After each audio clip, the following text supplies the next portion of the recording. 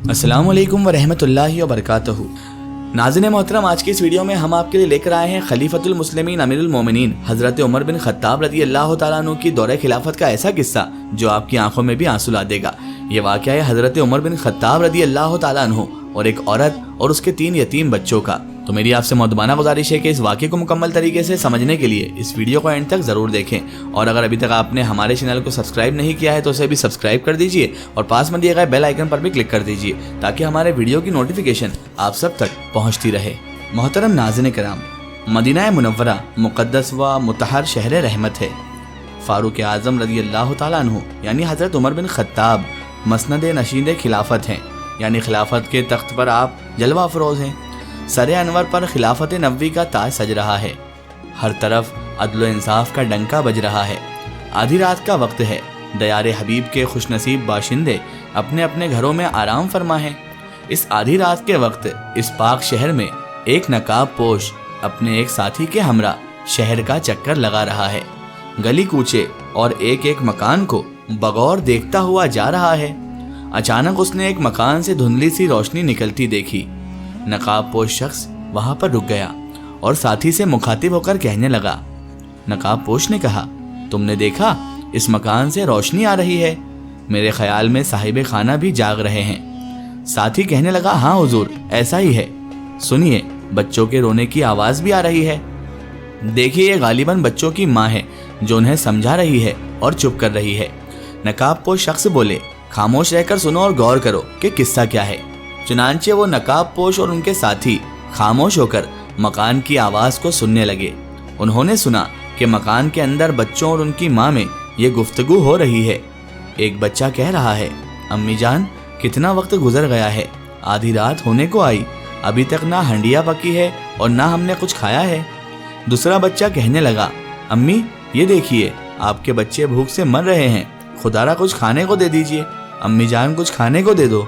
तीसरा बच्चा रोते हुए, या अल्लाह रहम फरमा और हमारी इस हांडी को खूब पका ताकि हम कुछ खा सकें और अपनी जान बचा सकें। माँ कहने लगी, मेरे बच्चों घबराओ नहीं, सब्र करो और खुदा पर भरोसा रखो। ये देखो, तुम्हारे सामने ही हांडिया चढ़ा रखी है। खुदा को मंजूर हुआ तो अभी इस सब्र का फल पाओगे और सब मिलकर खाना खाओगे। ये गुफ्तगू सुनकर वो नकाब पोश शख्स मकान के अंदर पहुंच गया और बच्चे और उनकी माँ एक अजनबी नकाब पोश और उसके साथी को देखकर घबरा गए।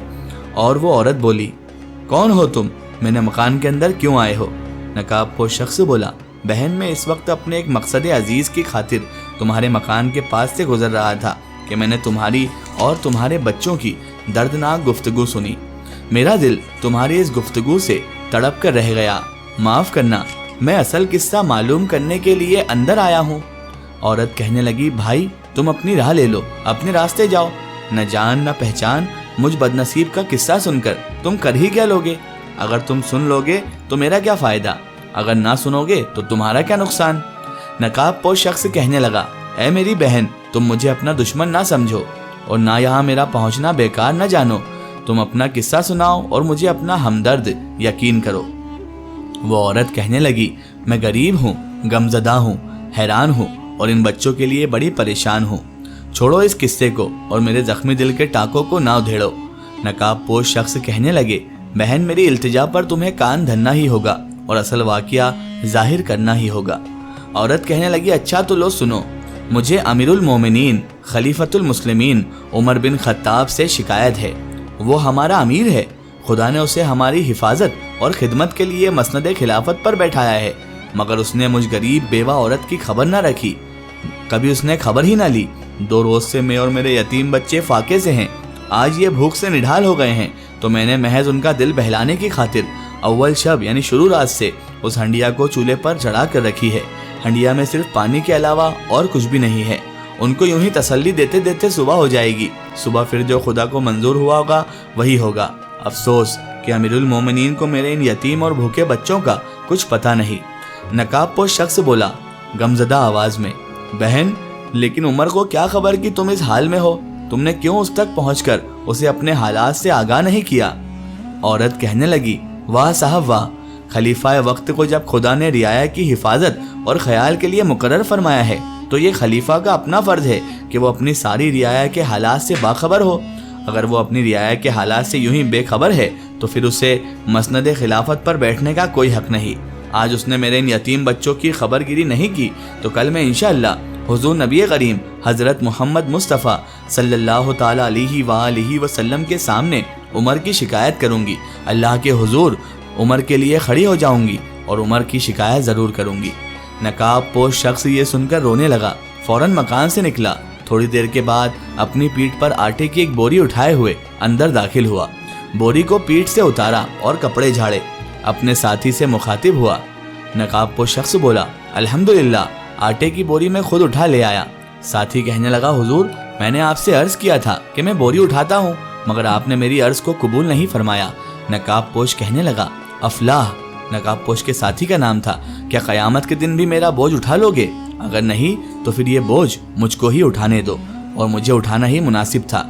عورت یہ منظر دیکھ کر کہنے لگی، خدا تم پر راضی ہو، اے میرے بھائی، ہزار ہزار برکتیں تم پہ خدا نازل فرمائے، تم تو کوئی فرشتہ خصلت انسان ہو۔ میں تو اب بہت شرمندہ ہوں کہ اپنا قصہ تمہیں سنا کر تمہیں ناحق کوفت میں ڈالا، تکلیف دی، پریشانی دی۔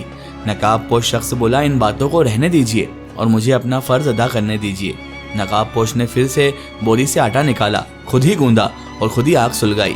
ساتھی کا بیان ہے کہ چولہے میں پھونک مارتے ہوئے میں نے نقاب پوش کی داڑھی سے دھواں نکلتے دیکھا۔ روٹیاں بھی خود ہی اس فرشتے خصلت انسان نے پکائی اور پھر ان بچوں کو کھلائی۔ پھر ان روتے ہوئے یتیم بچوں کو کھانا کھلا کر خوش طبعی یعنی ہنسی مذاق کی باتیں کر کے ہنسایا اور کہنے لگا، میں چاہتا ہوں کہ جن آنکھوں سے میں نے ان بچوں کو روتے ہوئے دیکھا، انہی آنکھوں سے انہیں ہنستے ہوئے بھی دیکھوں۔ نقاب پوش کا یہ سلوک رحمت دیکھ کر وہ عورت بڑی بہت زیادہ متاثر ہوئی اور بولی، اے نیک دل انسان، تم نے تو کمال کر دیا، ہم غریبوں کو خوشحال کر دیا۔ نقاب پوش شخص کہنے لگا، کیا واقعی تم خوش ہو بہن؟ عورت کہنے لگی، خدا گواہ ہے، میں تم سے بہت خوش ہوں۔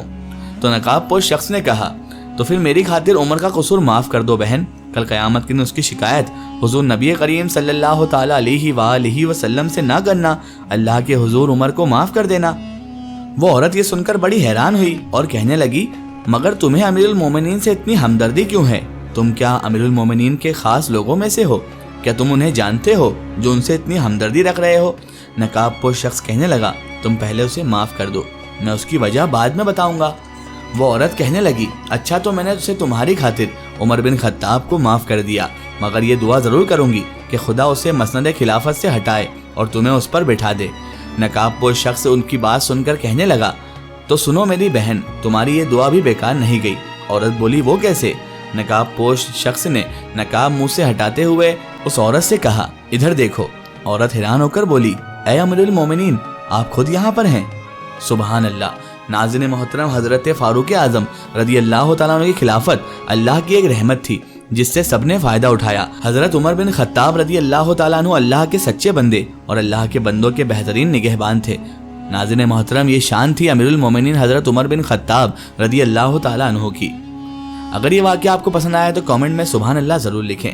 اللہ تعالیٰ سے یہی دعا ہے کہ اللہ تعالیٰ رسول خدا صلی اللہ علیہ وآلہ وسلم کے صدقے طفیل ہمیں نیک راستے پر چلنے کی توفیق عطا فرمائے اور ان مقدس لوگوں کی سیرت پاک پر عمل کرنے کی توفیق عطا فرمائے، آمین ثم آمین۔ ناظرین، آپ کو یہ ویڈیو کیسی لگی کمنٹ سیکشن میں ضرور بتائیں اور ہمارے چینل کو سبسکرائب کرنا نہ بھولیں۔ اس ویڈیو کو زیادہ سے زیادہ شیئر کریں اور اسے تمام تر انسانوں تک ضرور پہنچائیں۔ پھر حاضر ہوتے ہیں آپ کے لیے نئی اور بہترین ویڈیو کے ساتھ، تب تک کے لیے خدا حافظ، السلام علیکم۔